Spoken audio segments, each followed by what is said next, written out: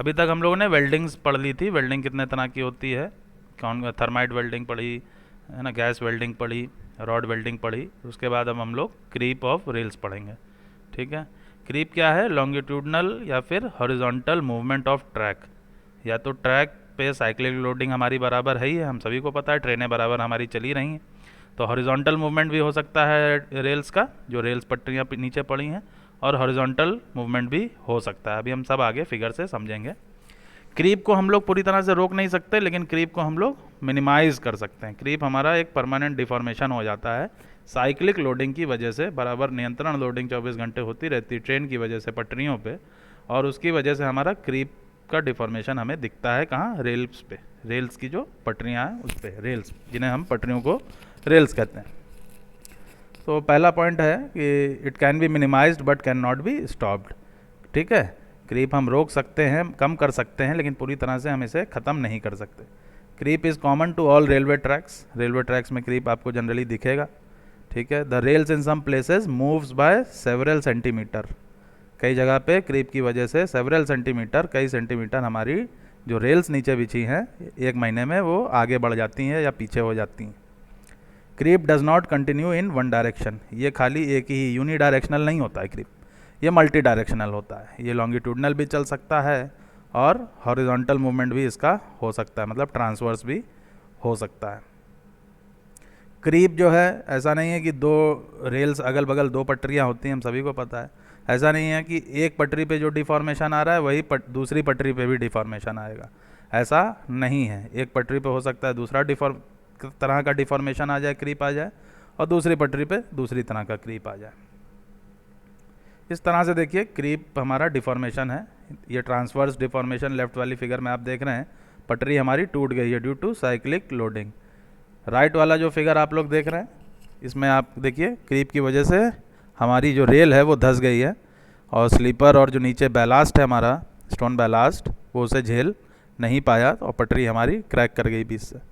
इस तरह से क्रीप डिफॉर्मेशन है। नेक्स्ट फिगर में आप देख सकते हैं क्रीप की वजह से, साइक्लिक लोडिंग की वजह से लॉन्गिट्यूडनल मूवमेंट हो गया है पटरी का, और पटरी बीच से क्रैक कर गई है। ठीक है।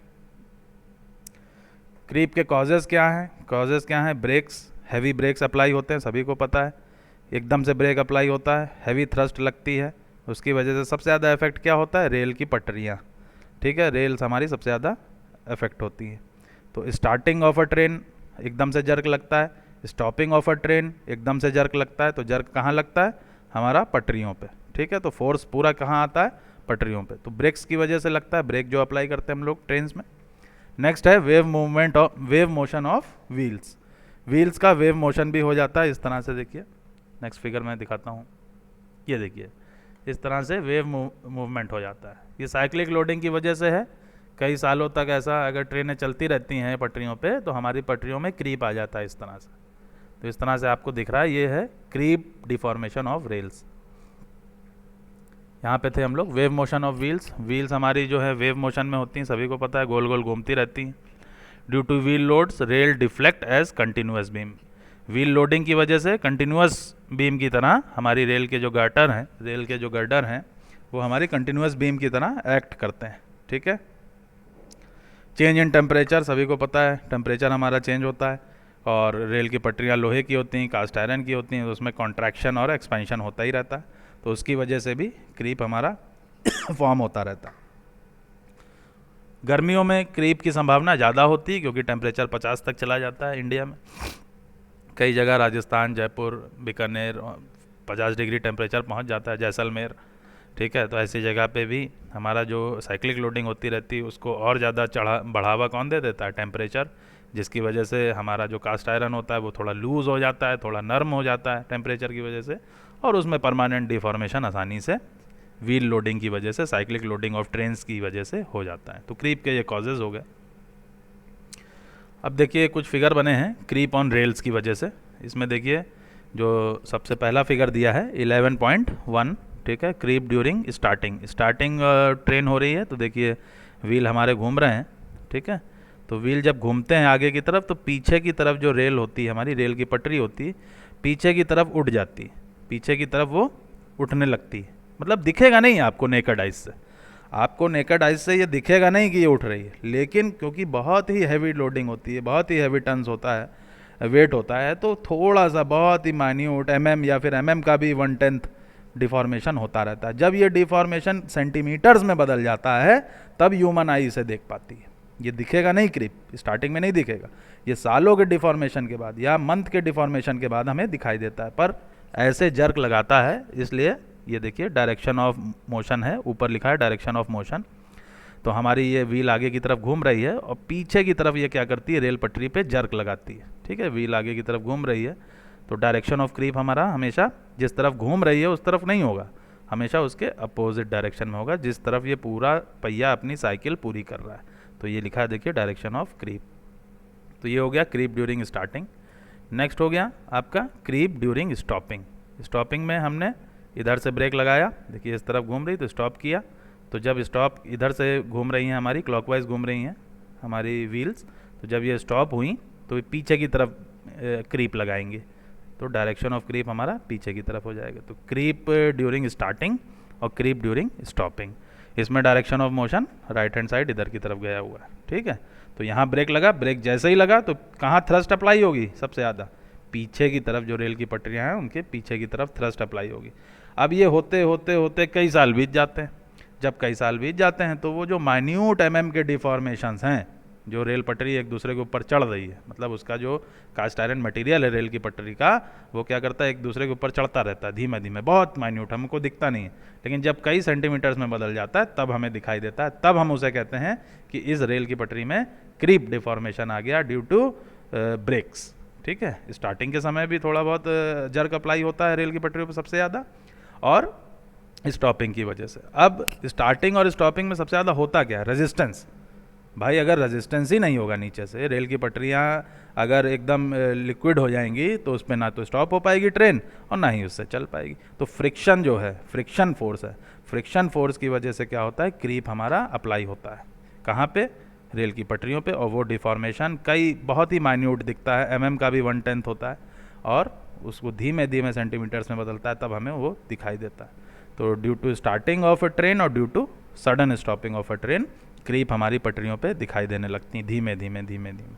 ठीक है, नेक्स्ट नीचे आप फिगर देख रहे हैं, देखिए स्लीपर रखे हुए हैं, और ये जो क्रीप डिफॉर्मेशन है इस तरह से आपको दिखाई देगा।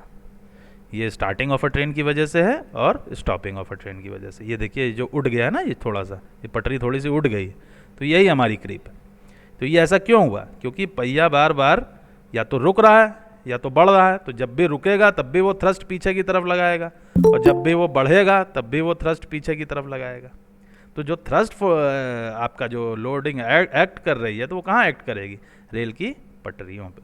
तो पटरियों पे इस तरह का डिफॉर्मेशन हल्का सा उभार सा बन जाता है, जैसे हाथ पैरों में सूजन नहीं हो जाती तो या कोई चींटी काट लेती है, मच्छर काट लेता है, तो हल्का सा उभार हो जाता है। तो वैसे ही हमारी रेल की पटरियाँ जो एकदम फ्लुएंट होती हैं, एकदम फर्म होती हैं, उनके ऊपर इस तरह सा उभार सा आ जाता है, और उस डिफॉर्मेशन को हम लोग क्या कहते हैं, क्रीप, और इन उभारों को बोला जाता है क्रेस्ट। क्रेस्ट बोला जाता है, CREST।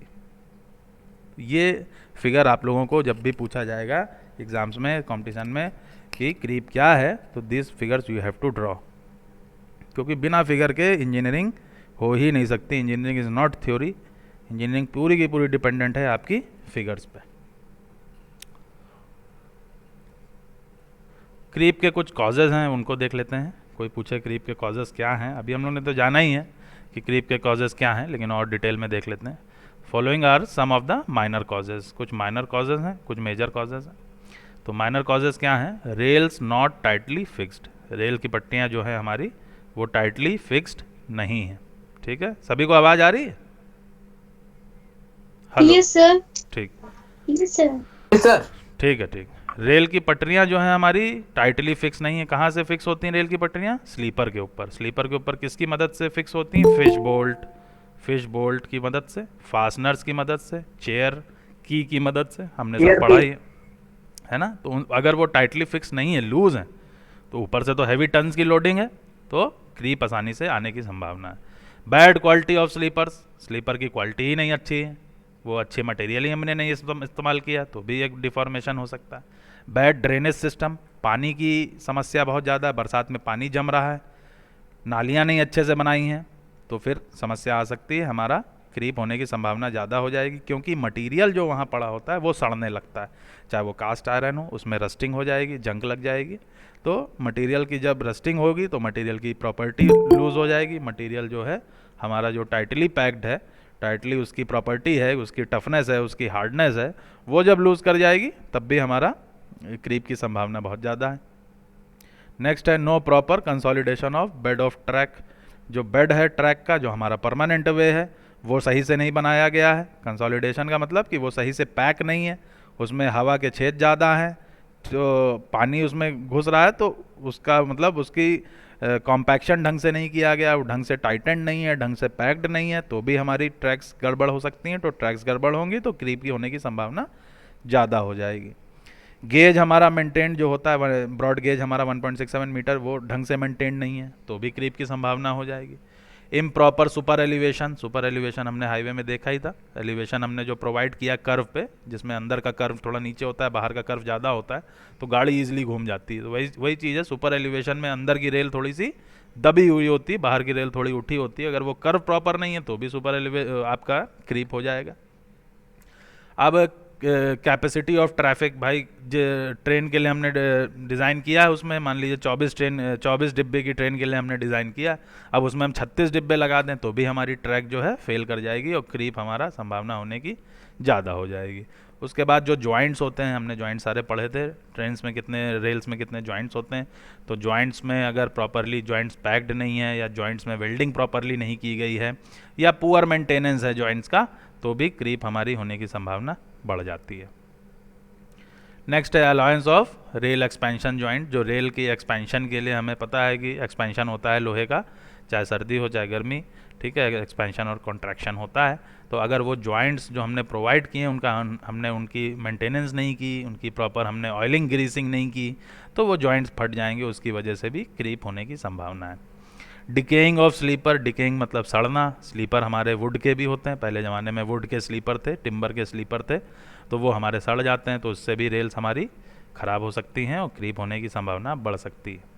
Uneven spacing of sleeper, sleeper जो है उसमें पता होता है, हम अभी आगे पढ़ेंगे भी, कि एक स्लीपर से दूसरी स्लीपर की स्पेस हमारी प्रॉपर होनी चाहिए। ऐसा नहीं है कि अपनी मर्जी से ही स्पेस प्रोवाइड कर दी, उसके लिए इंजीनियर डिज़ाइन करता है कि इतनी लंबी रेल है तो इसमें इतनी दूरी पे स्लीपर लगेगा। अभी हम आगे देखेंगे कि कितनी दूरी पे स्लीपर लगेगा, तो उसकी वजह से भी अनइवन है। अगर मान लीजिए कि प्रॉपर डिज़ाइनिंग नहीं की गई है स्पेसिंग की, अनइवन स्पेसिंग है स्लीपर के बीच में, स्लीपर दो स्लीपर के आपस के बीच में, तो भी हमारी रेल्स पे की क्रीप बढ़ने की संभावना ज़्यादा हो जाती है। डिफेक्टिव पैकिंग और insufficient ballast, improper usage of brakes, ये लास्ट कुछ पॉइंट्स हैं। डिफेक्टिव पैकिंग का क्या मतलब हो गया आपका, जो हमारी परमानेंट वे है वो टाइटली पैक्ड नहीं है, तो ऊपर से लोडिंग वो झेल नहीं पा रही। इनसफिशिएंट बैलास्ट मतलब जो हमारा ब्रिक बैलास्ट डाला गया है, स्टोन बैलास्ट, वो प्रॉपरली नहीं डाला गया है, कम क्वांटिटी में डाला गया है, तो भी क्रीप की संभावना बढ़ जाएगी।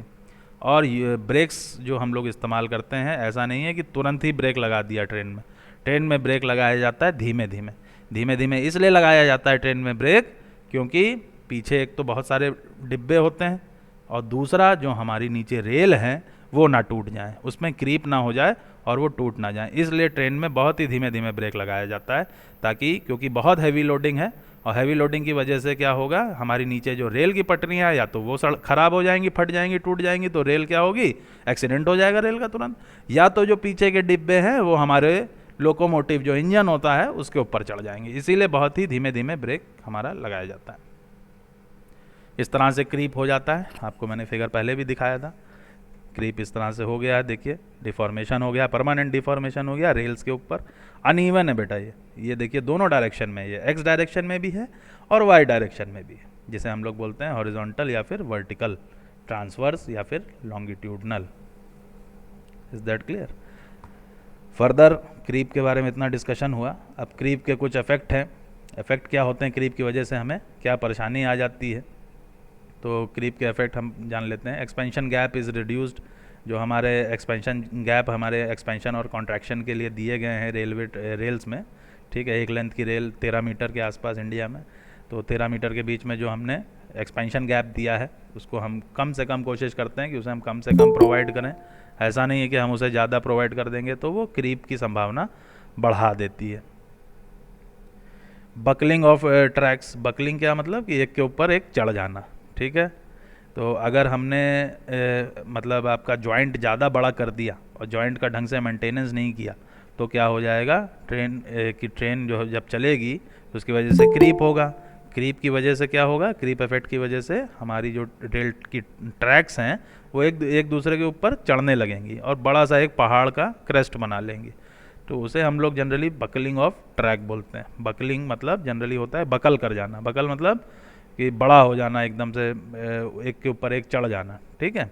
तो जिसकी वजह से डीरेल हो सकती है, हमारी ट्रेनें जो चल रही हैं वो पटरी से उतर सकती हैं। नेक्स्ट पॉइंट है sleepers moves out of square and out of position, ठीक है, affecting gauge and alignment. Sleeper जो है हमारा, हमने अभी देखा ही था, पढ़ा भी था, स्लीपर जो है अगर हमारे ढंग से नहीं पैक्ड हैं, ढंग से नहीं जॉइंट हैं, रेल फास्टनर्स उसमें सही से नहीं लगे हैं तो वो आउट ऑफ पोजीशन चले जाएंगे, रेल की पटरियाँ वहाँ से निकल जाएंगी और वो अफेक्ट करेंगे पूरे गेज को भी, जो हम लोग गेज मेंटेन कर रहे हैं, चाहे ब्रॉड गेज हो, मीटर हो, नैरो हो, या कोई भी गेज हम लोग जो मेंटेन कर रहे हैं वो प्रॉपर मेंटेन नहीं होगा तो भी हमारा क्रीप का ही इफेक्ट है, तभी वो प्रॉपर मेंटेन नहीं हो पाएगा।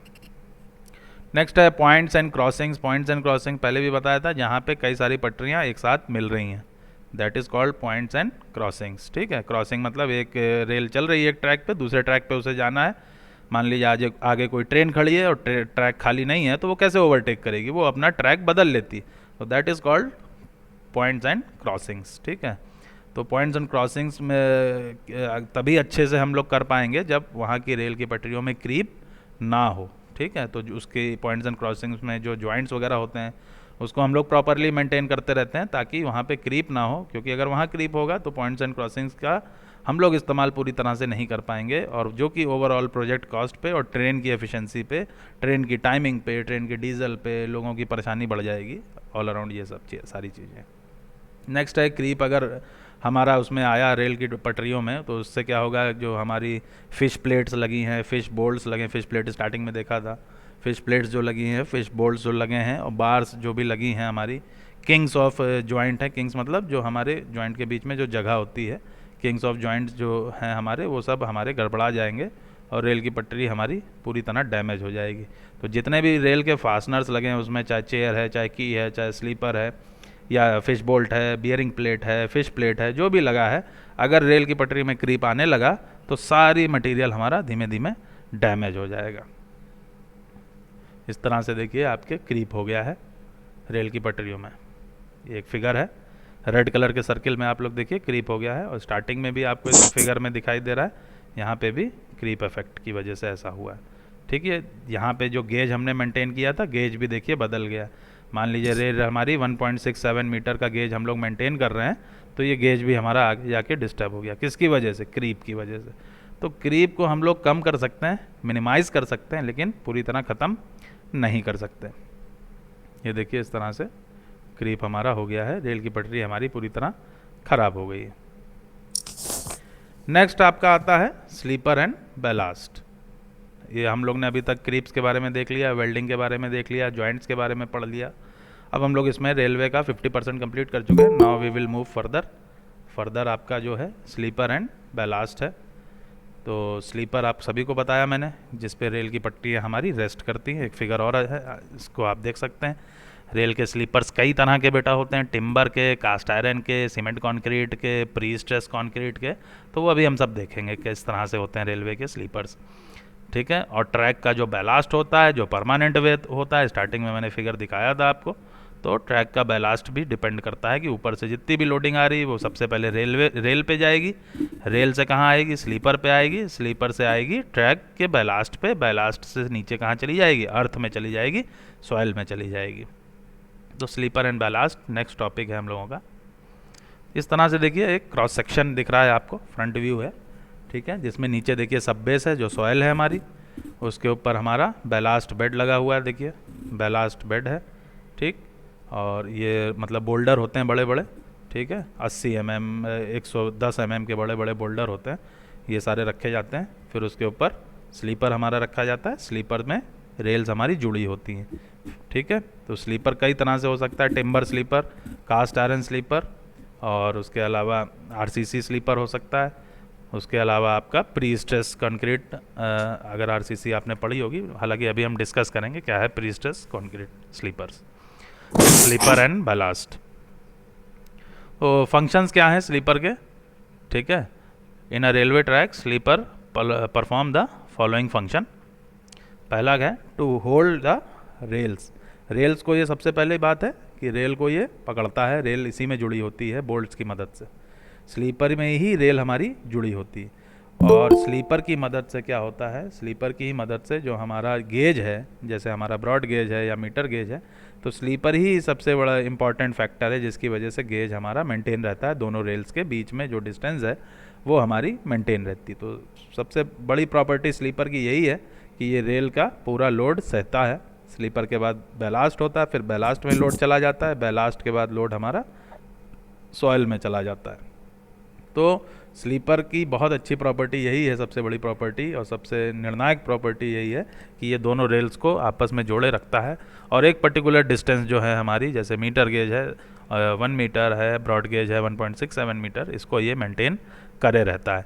और जैसे कि कोई कर्व है, सुपर एलिवेशन है जहाँ पे ट्रेनें हमारी घूम रही हैं, तो वहाँ पे भी वो 1.67 या 1 मीटर वो मेंटेन रखे रहता है। किसकी मदद से, स्लीपर्स की मदद से, नहीं तो वो पॉसिबल नहीं हो पाएगा।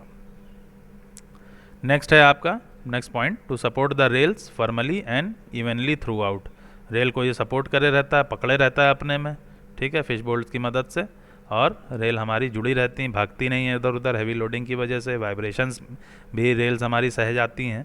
तो ये बहुत ही इम्पॉर्टेंट वो है, मटेरियल है इसका, रेलवे का स्लीपर्स, ठीक है। नेक्स्ट है to distribute the load transmitted through rails, जो लोड आता है ऊपर से वो रेल्स में आता है, रेल्स के स्लीपर में जाता है, स्लीपर से नीचे आपका बेड में चला जाता है।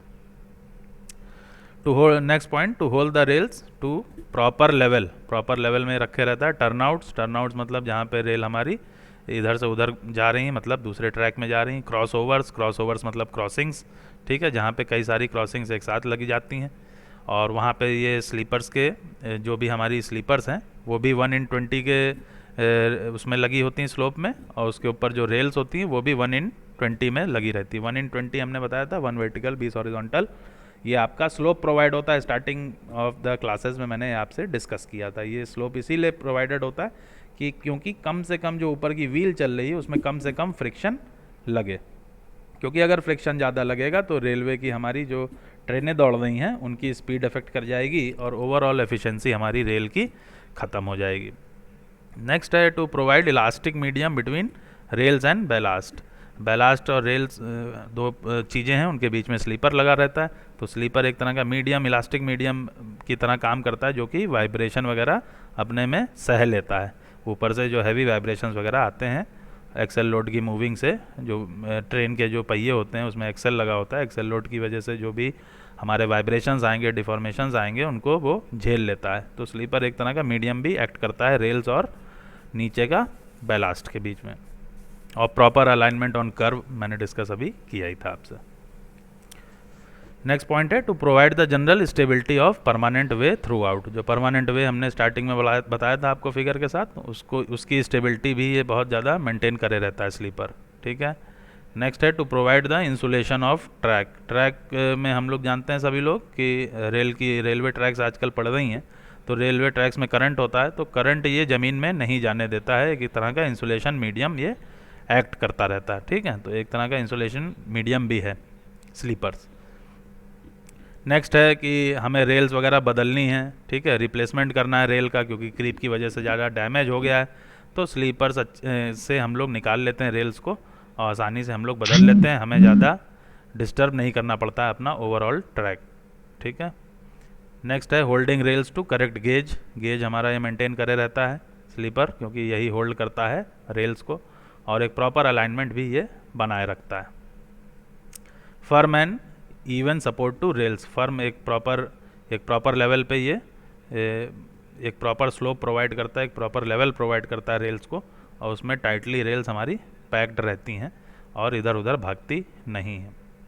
इसी तरह से transferring the load from rails to ballast. Next is elastic medium between rails and ballast, अभी डिस्कस किया था। और lastly providing longitudinal and lateral stability. भाई हमें पता है क्रीप साइक्लिक लोडिंग है, तो साइक्लिक लोडिंग वजह से हमारी रेल्स भागेंगी लॉन्गिट्यूडनल डायरेक्शन में भी और ट्रांसवर्स डायरेक्शन में भी, जिसे हम लोग लैटरल डायरेक्शन बोल रहे हैं। तो उसको कौन भागने से रोकता है? हमारे स्लीपर्स। अब है requirement of a good sleeper. एक अच्छा स्लीपर हमें क्यों प्रोवाइड करना चाहिए? भाई हम लोग स्लीपर के बारे में पढ़ रहे हैं तो ये जानना ज़रूरी है। तो एक अच्छा स्लीपर की रिक्वायरमेंट होती है। ऐसा भी नहीं है कि हम सारी कॉस्ट लगा देंगे स्लीपर पे, है ना, सारा हम पैसा अपने प्रोजेक्ट का स्लीपर पे लगा देंगे, ऐसा हम नहीं कर सकते हैं। तो एक इनिशियल कॉस्ट और एक प्रॉपर मेंटेनेंस कॉस्ट हम लोग को देखनी पड़ती है, उसी वैरायटी का हम स्लीपर लगाते हैं। ऐसा नहीं है कि बहुत पैसा खर्चा कर दिया स्लीपर पे और ट्रैक बिछाने का पैसा ही नहीं बचा। तो एक ऐसा हम लोग ओवरऑल लेते हैं, एक परसेंटेज लेते हैं अपने प्रोजेक्ट में और उसे हम लोग इंड्यूस करते हैं स्लीपर बिछाने के लिए। अब जो नेक्स्ट पॉइंट है, the fittings required for fixing the rails on the sleeper. Sleeper को के ऊपर जो रेल्स हमने बिछानी है उसके लिए हमें कुछ ना कुछ बोल्ट चाहिए, प्लेट्स चाहिए, चेयर्स चाहिए, कीज चाहिए। तो उन सब का भी हम देखते हैं कि वो आसानी से स्लीपर में चली जाएं। ऐसा नहीं है कि स्लीपर उसे आसानी से होल्ड ना करे, है ना। तो ये सारी प्रॉपर्टी भी हमें देखनी पड़ती है। फिर क्रशिंग स्ट्रेंथ, हमें सभी को पता है कि हम लोग हर चीज़ की स्ट्रेंथ नापते हैं, तो स्लीपर की भी स्ट्रेंथ नापेंगे और उसको देखेंगे कि ये कितने लोड पे क्रश हो रहा है, ठीक है। तो क्रशिंग स्ट्रेंथ ऑफ स्लीपर की हम लोग नापते हैं। फिर है they should be able to maintain a perfect alignment proper ये मेंटेन रहे, गेज को पकड़ा रहे। ऐसा नहीं है कि गर्मी या सर्दी या बरसात में ये छोड़ दे रेल्स को और इसमें से जो फास्टनर्स लगे हैं वो टूट के बाहर निकल जाएं और रेल हमारी बह जाए। तो ऐसा स्लीपर हम लोग इस्तेमाल करते हैं अपने ओवरऑल प्रोजेक्ट में, जो कि अच्छी क्वालिटी का हो, इसके कॉस्ट ज़्यादा ना लगे, स्लीपर का अलाइनमेंट वो मेंटेन करे रहे। नेक्स्ट पॉइंट है they should provide sufficient bearing area. ऊपर से जो लोड आ रहा है हमारा ट्रेन से रेल्स पे, तो उस पर ये प्रॉपर एक एरिया प्रोवाइड करे परमानेंट वे पे जब ये रखा जाए, और उस एरिया पे ये क्या करे, सारा लोड जो ऊपर से आ रहा है नीचे परमानेंट वे पे दे दे और वहाँ से लोड सॉइल में चला जाए। नेक्स्ट पॉइंट है the sleeper spacing should be such to remove and replace ballast during regular maintenance operation. कभी कभी हमारे स्लीपर ख़राब हो जाते हैं, तो उसकी स्पेसिंग ऐसी होनी चाहिए, स्लीपर जब हम परमानेंट वे के ऊपर दे रहे हैं उनकी स्पेसिंग ऐसी होनी चाहिए कि स्लीपर हम आसानी से बदल सकें। ऐसा नहीं कि बिल्कुल परमानेंट वे में बोल्डर के नीचे दबा हुआ है स्लीपर, तो जब दबा हुआ है तो उसको निकालने में ज़्यादा पैसा खर्चा होगा। तो स्लीपर हमारे हमेशा ऊपर दिखाई देते हैं, देखिए रेलवे ट्रैक में, इसीलिए कि उसका मेंटेनेंस प्रॉपरली हो सके।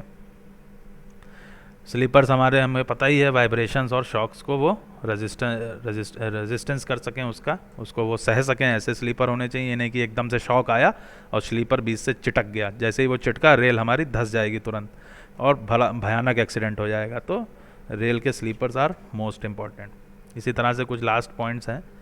इंसुलेशन प्रॉपर्टी अभी हमने पढ़ी थी, स्ट्रांग होने चाहिए, पैकेजिंग अच्छी होनी चाहिए, ठीक है, पोजीशन में होल्ड होने चाहिए स्लीपर हमारे कि वो रेल को भागने ना दें, और मटेरियल जो है हमारा स्लीपर का वो अच्छा होना चाहिए। ऐसा नहीं है कि उसकी प्रॉपर्टी समय के साथ चेंज हो जाए।